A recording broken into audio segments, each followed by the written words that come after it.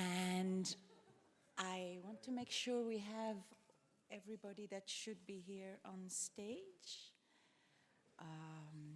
We're missing, is David? David, you're here. Welcome as well.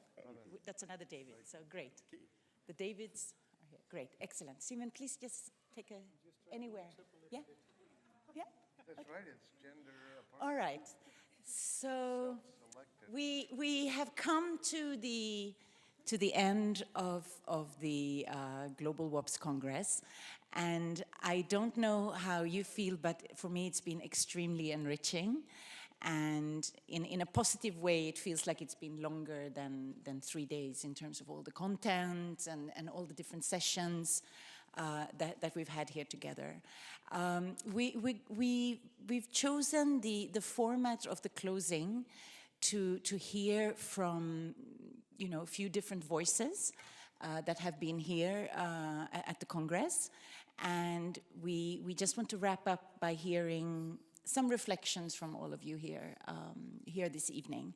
We're going to be closing at 6 sharp, because we have a live stream from Berlin that starts at 6. And I'm sure they're not going to be waiting for the Congress here in Bonn. And we will be we will be doing the live stream together with a drink at 6, and we very much hope that you will be staying for that as well, as a sort of last celebration before we leave. So to go straight into our reflections, I'd like to first turn to Hadi and welcome you.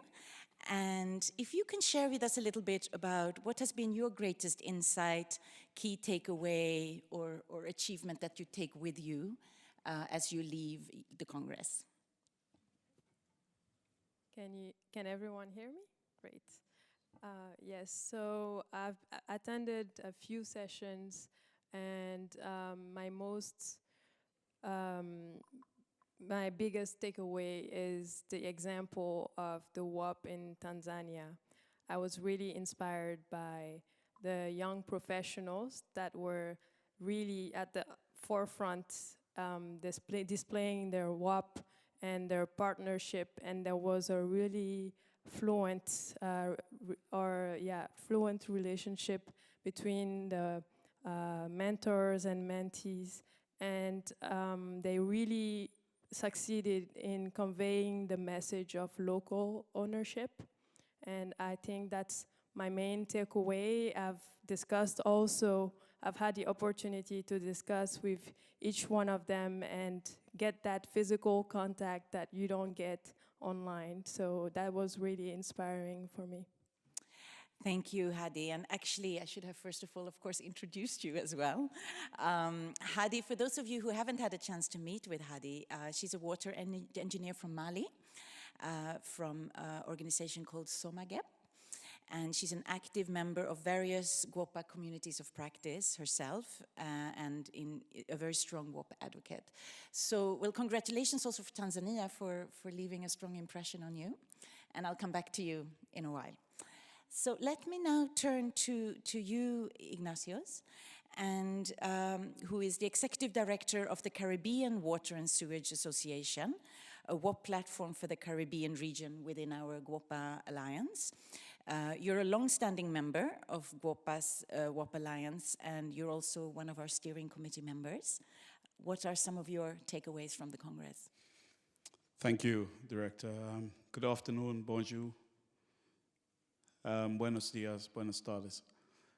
I'd like to say, and I'm just coming out from the first speaker, or first responder there, one of the most impressive for me is that we have some continuity. And I think it was Siemens who said that we need to inject new life. And the way we think for geezers like me, we need to have young people around the table, and this is the real mentorship, that they can be present and they can learn from some of our experiences, but they can inject new life into the WOPs. And because they see the world differently than we do, and it is their time to shine. So that is one of my lasting and very good impressions of the conference. The other one was that to do with utilities and their participation in WOPS.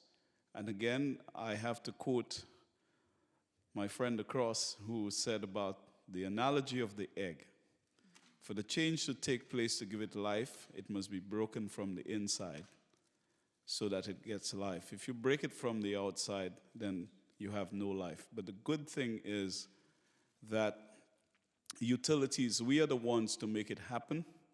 And I think critically, these initiatives, and I think it was the lady from, I think is Uganda Water and Sewage, who was saying that these things take time.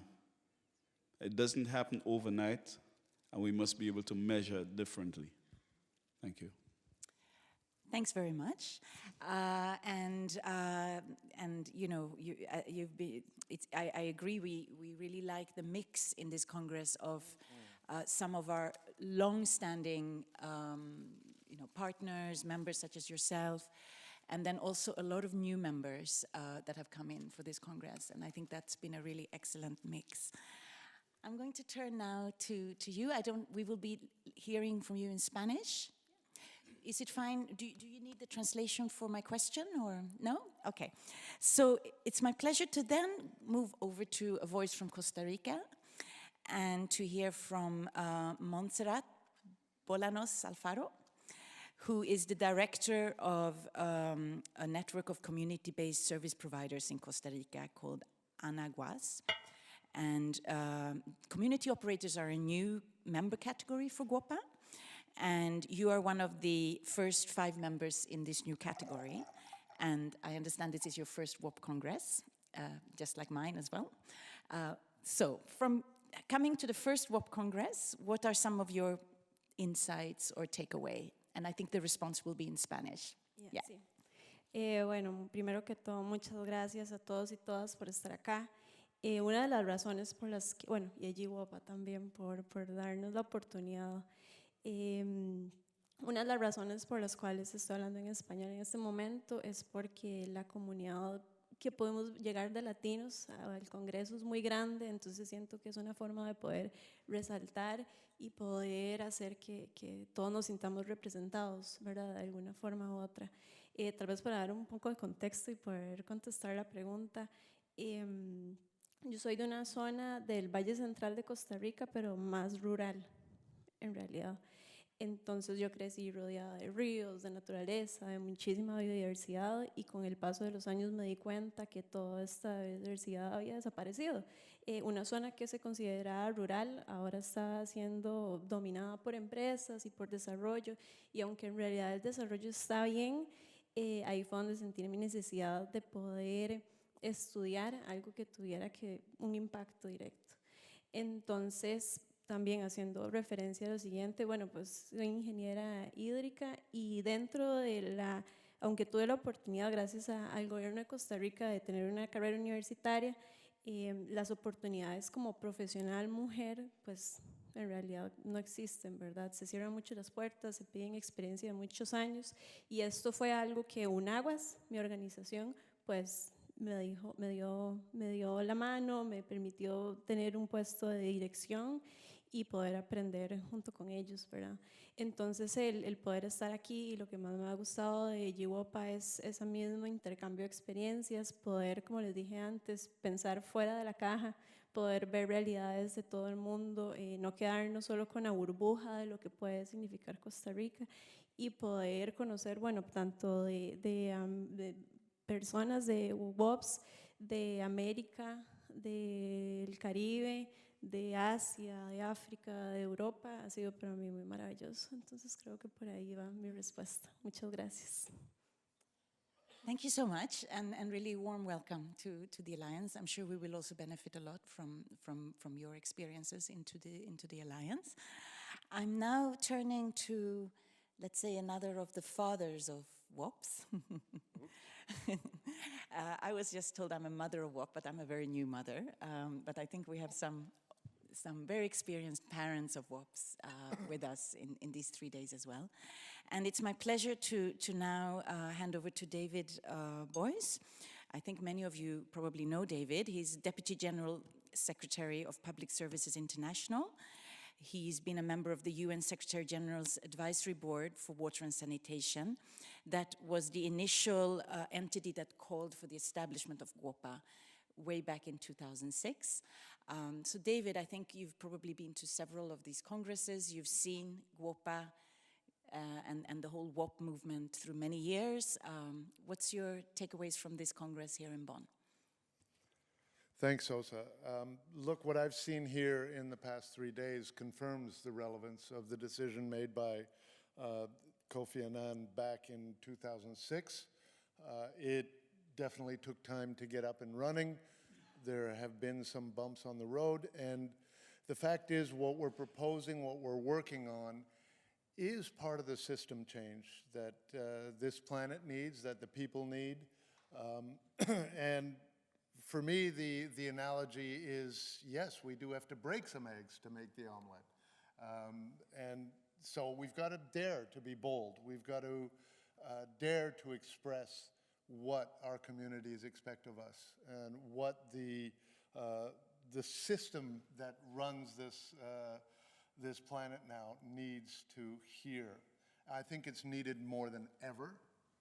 I think that I've seen growth and momentum here, and I'm thrilled to see that. I see the staff coming together, Osa, with commitment and dedication.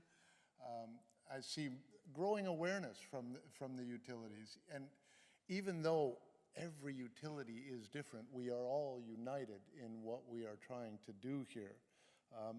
One of the takeaways that I really liked is, and it's a basic concept, that the training and skills building we do has to be linked immediately to implementation.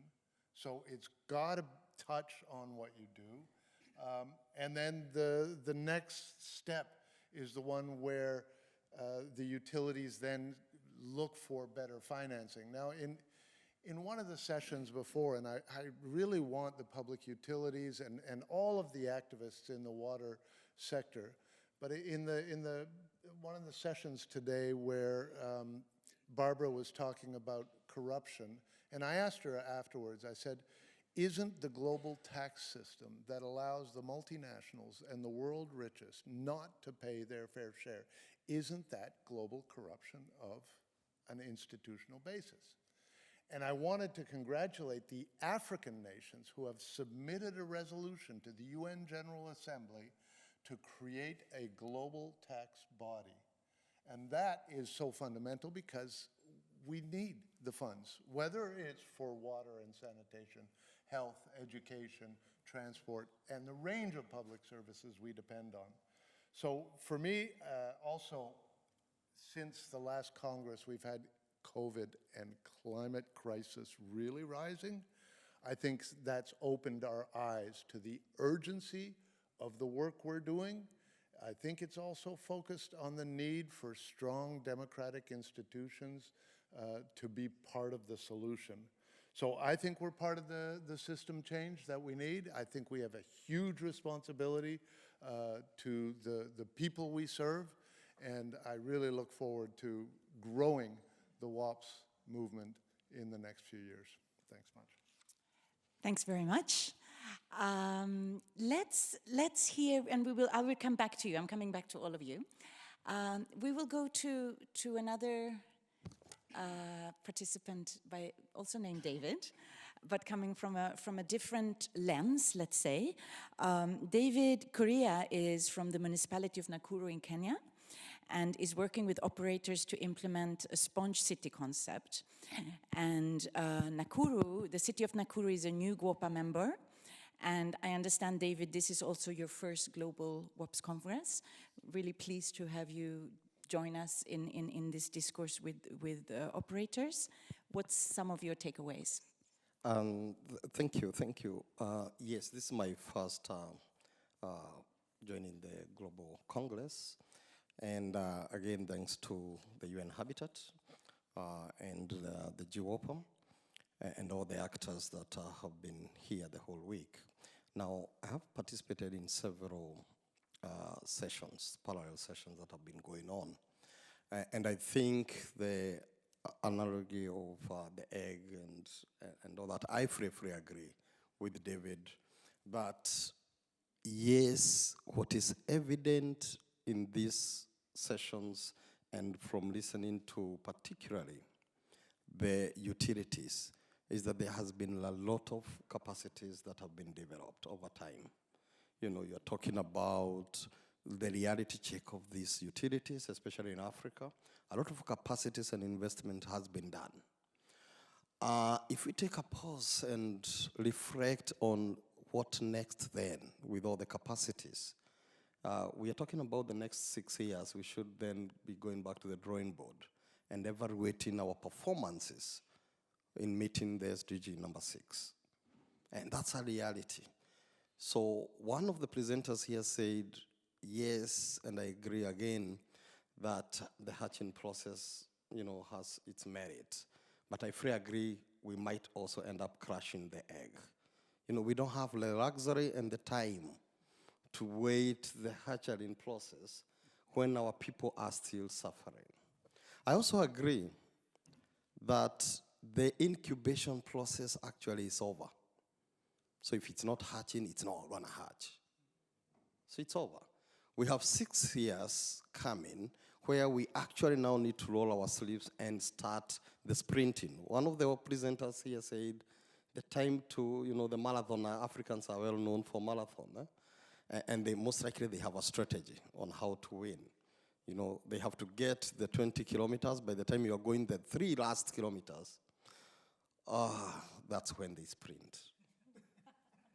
We are waiting to see that from our utilities, you know.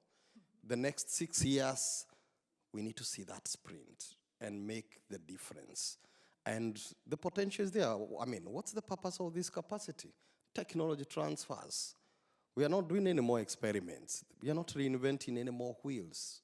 So I think the whole agenda here, and my take back home, representing not the municipality but the government, is to actually get it moving. You know, we need to actual and move on. And I think for utility, the comfort and the training, the capacities has been good enough. We need to see results now so that we can count on the future.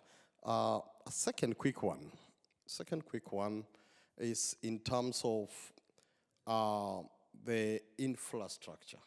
I think that's something I've had across some of the meetings, that there has been a lot of software, and I think the sprinting period requires a lot of thinking in terms of investing on the infrastructure to meet the SDG target. And I think that's a combination. We need to realize that the governments now need to come out clearly and put our actual budgets. You know, our utilities, we know. In Nakuru, I think I have 3 utilities right now within the county, and we know the struggle that has been there. I think if we are serious in meeting these targets, we need now to focus and get even a basket. I heard here in another session that money is actually not the problem. When I go to the utilities, the first thing they raise is we don't have the budget. So money is a problem. So I think we need that basket and say, can we leverage? Can the government leverage? Can the international communities leverage? Can all of us leverage if we are going to meet the target? Thank you. Thank you, and thank you for giving the voice also from, you know, more from the government angle as well, in terms of how to do this final sprint to 2030. And I'll get back a little bit on the SDGs in a minute.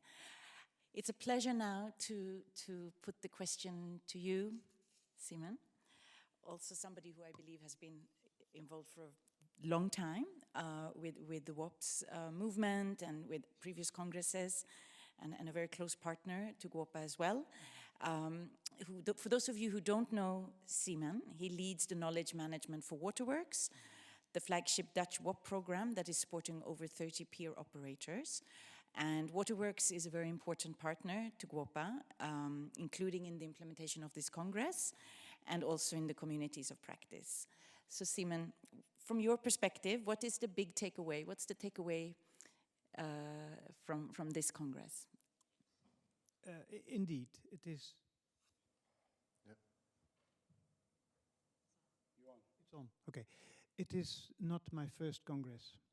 But I think for you it is not very interesting to hear about my replication of the storyline from long time ago.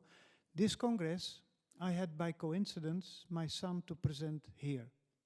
He is not in the water sector at all. He is an urban planner dealing with water in the city. He had a presentation yesterday here, and I asked him yesterday evening, what was your observation after being here as a guest speaker for 1 day? And he gave compliments to all of you, to all of us. He said, I'm coming here in a warm bath of dedicated, committed, and passionate people working all on common grounds for one common goal. And that's exactly what I always feel when I am here in GWOPA. We are having a model, a WOP model, that's not a very strong model. But the power is in its weakness and the openness, the trustworthiness between all of us that make things happen and that believe that in our setting of partnerships, we can make a change. And that feeling home in this group, he felt immediately as a warm bath. He said, I could socialize, I could talk with many of you. But he had also some criticism. He said, you have a tendency to live in your bubble. That your problem is the only problem in the world that needs to be given attention, that needs to be given money, that needs to be put on #1 priority. And we have to take care that we do not think that we always can keep water on the #1 agenda of the world. So yesterday we had discussions about climate change. That's the hot topic of all of us, it should be.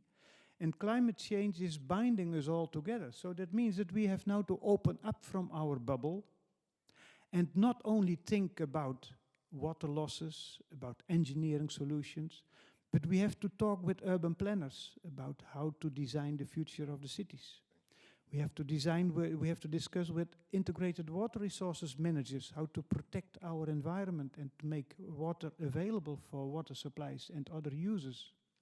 We have to make sure that urban sanitation is up and running, because if we do pollute our environment, we pollute our water resources. And ultimately it all comes back to us in the water supply. So we have to open up, and I think, Eusa, I don't want to make your life more difficult than it already is, but we have to think how to do that with GWOPA as well. How to enlarge our scope in this bubble of water and sanitation to the new challenge and be part and parcel of our global solution to the problem of climate change. That, I think, is our challenge. Okay, we have enough time, and thank you, Simon, for that. And so I understand your son is here with us as well. That's great. Is he still with us in the room, or he left? Okay. Otherwise, we would want to acknowledge him as well. Okay, so we have enough time to just go around one more time. Some of you have, I think, already sort of alluded to, it's one thing what inspired you from the Congress, but then it's like, what's the one thing that we need to do next? And so I just want to get back, and I'll start with you, Hadi. So as a set of partners here, as an alliance, what can we do better to mobilize our efforts, our solidarity, to accelerate progress on SDG 6? If you had one elevator pitch thing to say that we need to do, what would it be from your perspective? I think I would like to just go back a little bit to the implementation that has been mentioned here. I would like to put the light on some barriers that I have identified with the lack of implementation of our practices. And to me, the most obvious is that I'm one of the few members in our utility that is very active in the communities of practice. And I have had to ask myself why that is the case. It's because I have access easily to computer. I have access easily to the language. I speak English in a non-speaking English-speaking country. So one of the ways that we can take away, that we can improve the spreading of this knowledge is to make these platforms more accessible by maybe diversifying the language and having communities of practice in Spanish or French, and also targeting the audience of these knowledge of communities of practice, meaning the plumbers, technicians. How do we think that they can access this knowledge? And after a few discussions with my friends from this Congress, we came up with the concept of COP champions. So we can select preferably young people, please, to be the COP champions that would leverage this knowledge and make it even more impactful by going to the right people and disseminate the knowledge to the ones that most would use it and implement it. So that would be my takeaway. Yeah. Great. Very practical proposition, very doable as well to expand the efforts. And it's actually something we heard in our steering committee that took place just before the WOCAP Congress as well.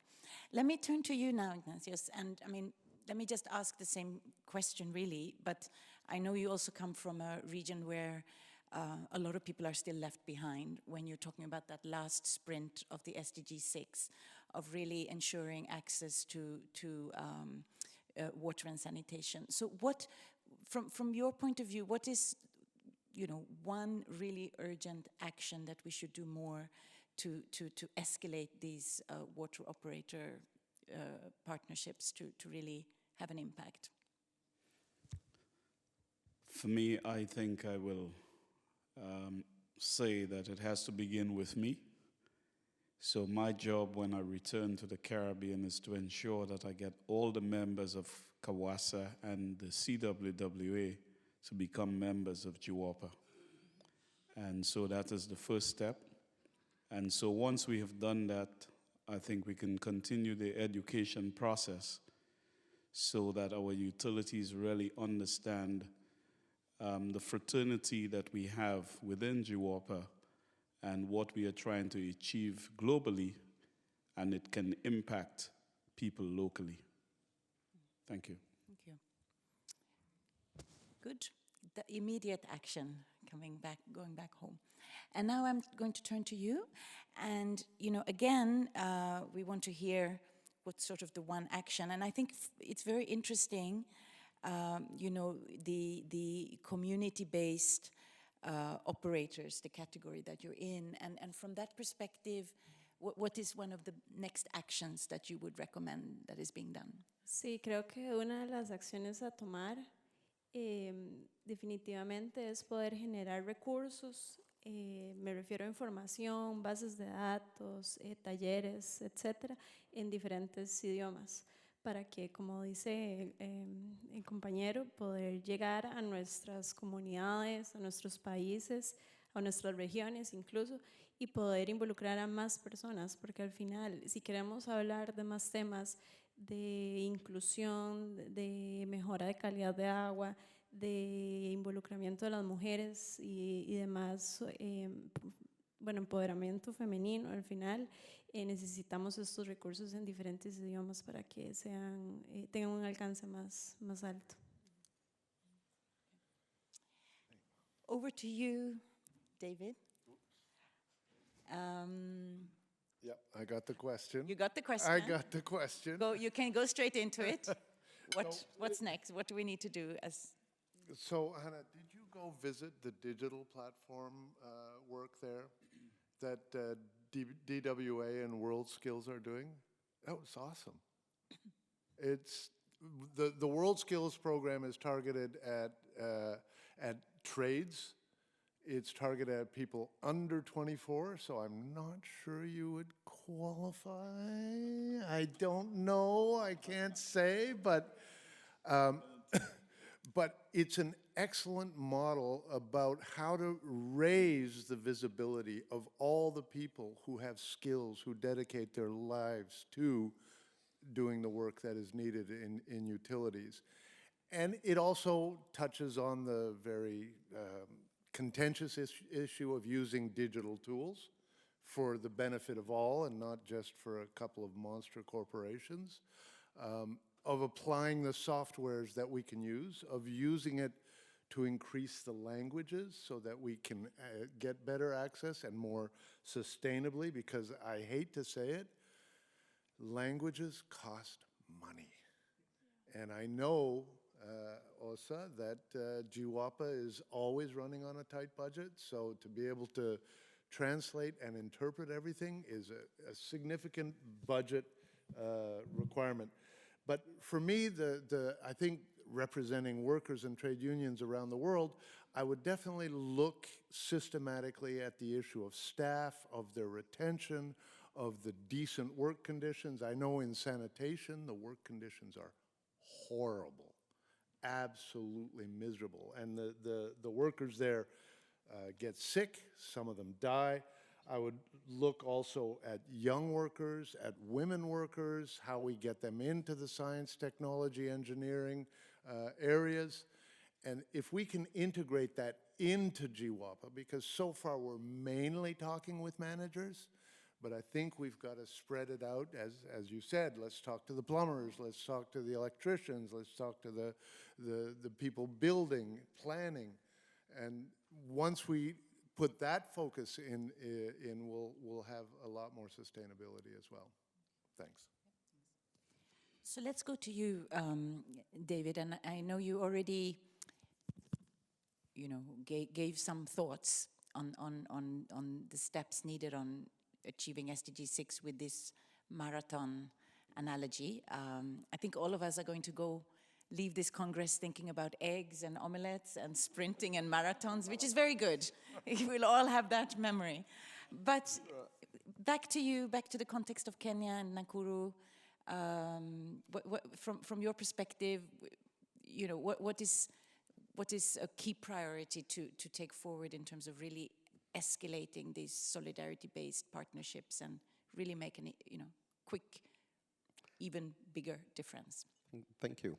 I'll follow up on this, and it's good hearing about his son. I'm coming here from a different eye as an architect, and hearing about the challenges of water actors. And I think that's important. If there's something we might need to think as we also move forward, it's purely to integrate these things so that we start seeing the bigger picture in terms of urban development. Most of the issues of our utilities are tied up with issues of urbanization, not the rural area, especially in Africa. So the challenges of urbanization will not be sorted out by the utilities alone. They can't even handle it. So it's up to how then do we integrate these actors and the capacities. When you come to real government issues, there are two key actors here. The economic planners who budget, and these are the people who collect revenues and put it in a national basket or a county basket and budget for it. They are not here. Okay?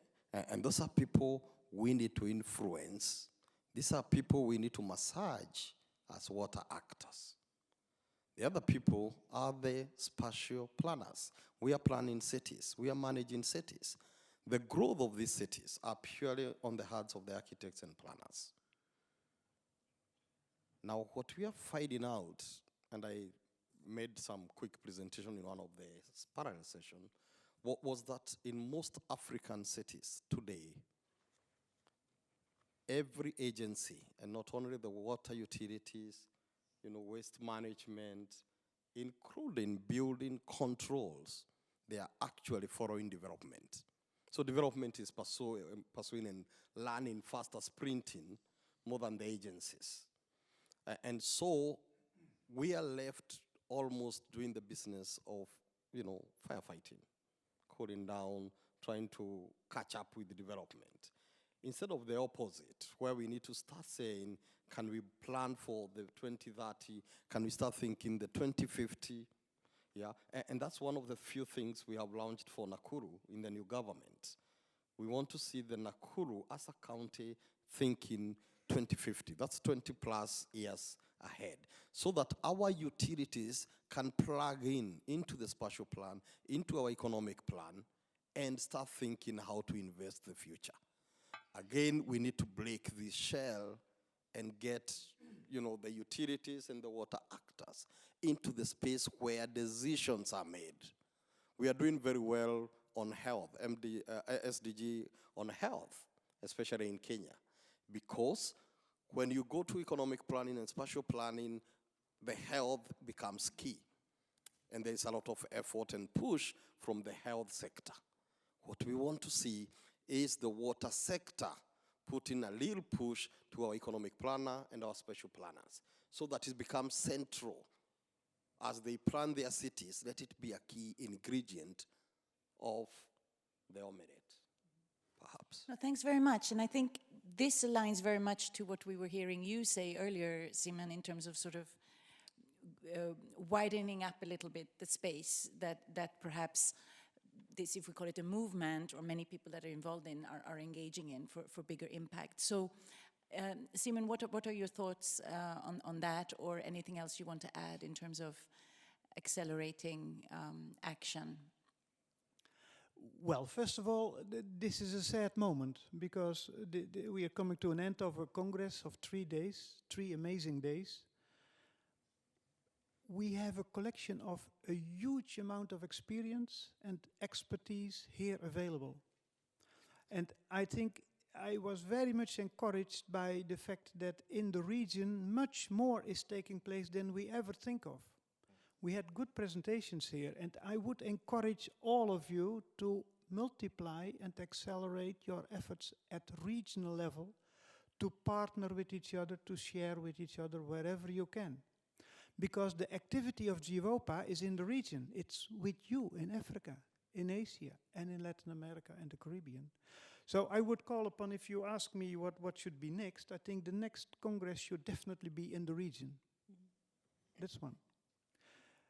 The second thing, and that is what I intended to do, but I'm afraid I cannot, I will not leave you this room without making sure that you have registered in the Global WOPS community of practitioners. And I want to see your stamp on your hand that you are registered. Because when we leave here after 3 days of talking, networking, exchanging information, knowledge and best practices, I think we have to continue. The job is not over. And the communities of practice that we have established within GWOPA, they are the place, the platform to be. To bring your expertise, to bring your experiences, and to make sure that these are replicated over there in a much faster way than we ever can do by waiting for the next Congress. So all these communities of practice, and you can find all the details on the website of GWOPA, are accessible free of charge, and I'm not a very good PR person, but in this case I'm dedicated to get you on this COP. Because then you can bring your experience, you can easily organize yourself a webinar, people are open to your suggestions, and that's the way to continue our good 3 days into many, many more days to come. Thank you. Thank you very much. Thank you.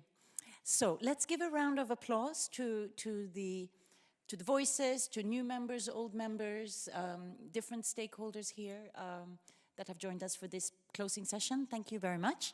Please stay on. You can stay up here. We're going to wrap up. Thank you.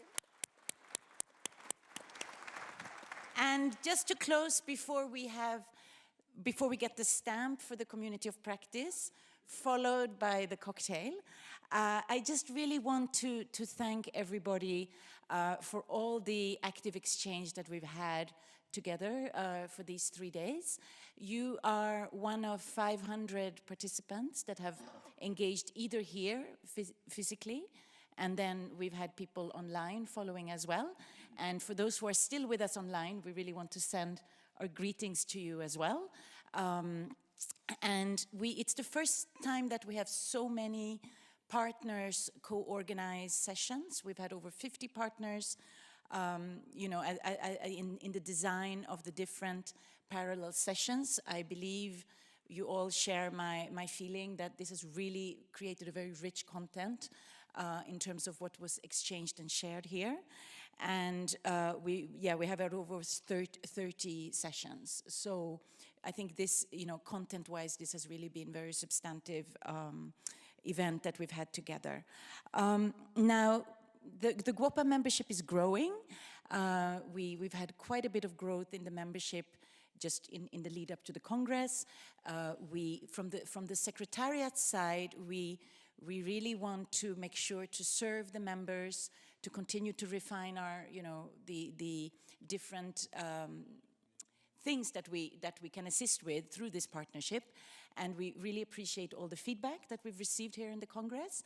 And we hope that you will share the news of the membership and to get even more members on board, to grow as we said, the impact and really share the knowledge here.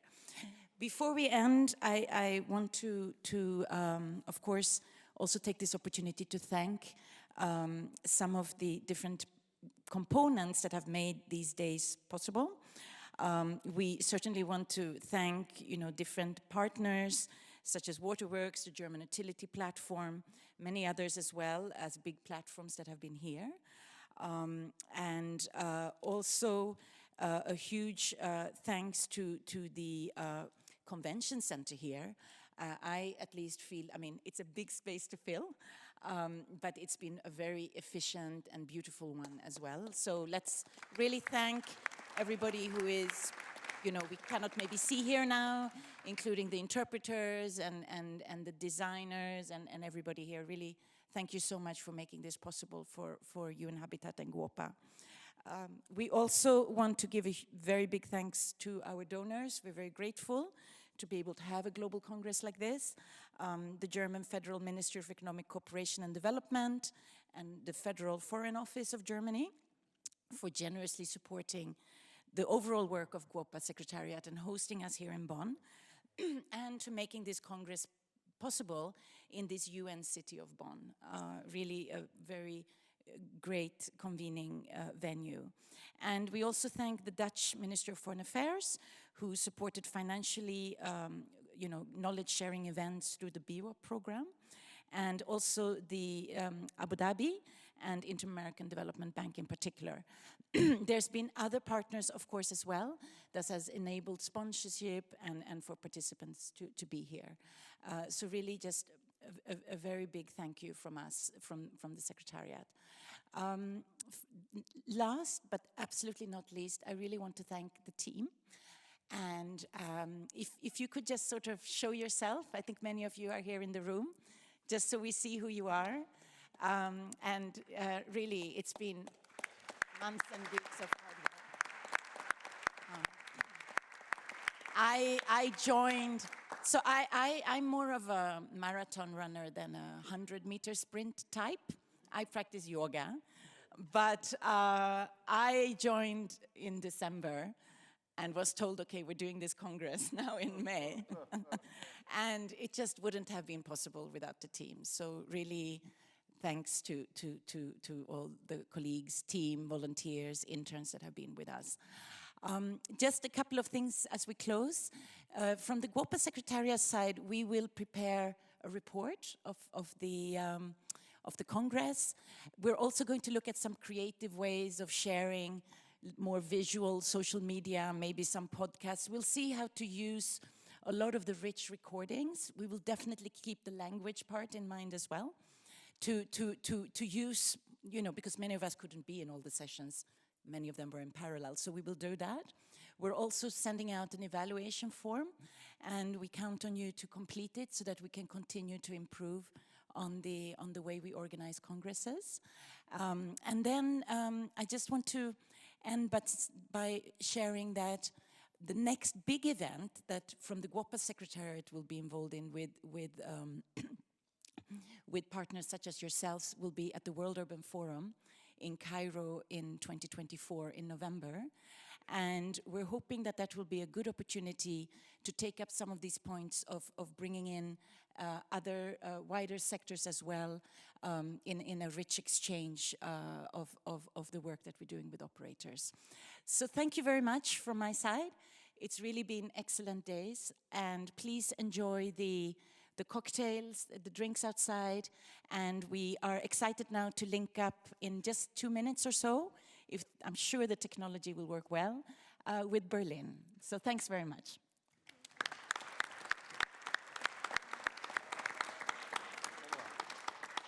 Thank you. I'm sorry, it's a bummer to pop in now with a few final logistical notes, but I just need to tell you that tomorrow morning there will be 2 field trips. I think the spots are full, but you can check at the registration if you still really want to go. Those are leaving from here at 9:15, so it's closed. There's no more registration, but please, if you're not going, let us know in case someone else can take the spot, because their spaces are limited. And we're meeting here tomorrow at 9:15. The Congress Center has kindly allowed people to leave their bags here in case if you're checking out